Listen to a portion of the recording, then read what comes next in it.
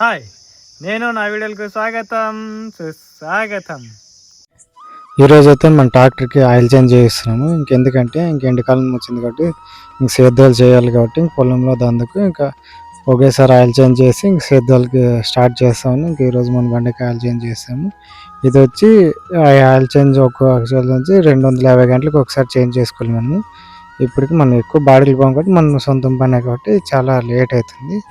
ఇప్పుడు oil change చేస్తున్నాడు చూడాడు, పాత ఆయిల్ తీసేసి కొత్త ఆయిల్ చేస్తున్నాడు ఆయిల్ చేంజ్.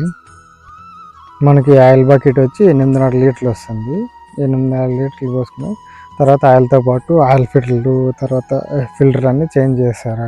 అక్కడంతా ఆయిల్ చేంజ్ అంతా తర్వాత ఆయిల్ చేంజ్ అయిపోయిందంటే మన బండికి ఇంకా డైలీ పని ఉంటుంది. మన చేనులో పని 5 మడకలు, గుంటుకులు, తర్వాత రోటవేటర్లు, 2 మడకలు, ఇంక సేద్యం అంతా చేయాలి. ఎండాకాలం సేద్యం అంతా చేయాలి కాబట్టి ఇంకా అలాగే అంత ఆయిల్లో పోసేదంతా అయిపోయిన తర్వాత నెక్స్ట్ ఇంకా రేడియేటర్ క్లీన్ చేస్తున్నాడు.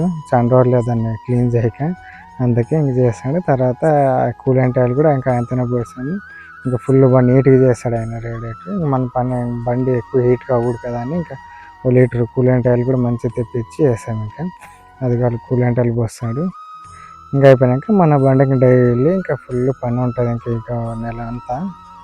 అందుకే ఇప్పటి నుంచి డైలీ ఒక వీడియో వస్తుంటుంది. మీరు కూడా ఇంకా సబ్స్క్రైబ్ చేసుకొని చూసుకోండి. ఇంకా ఫుల్ ఇంకా తర్వాత మన బండి చూసారా ఎట్లుందో.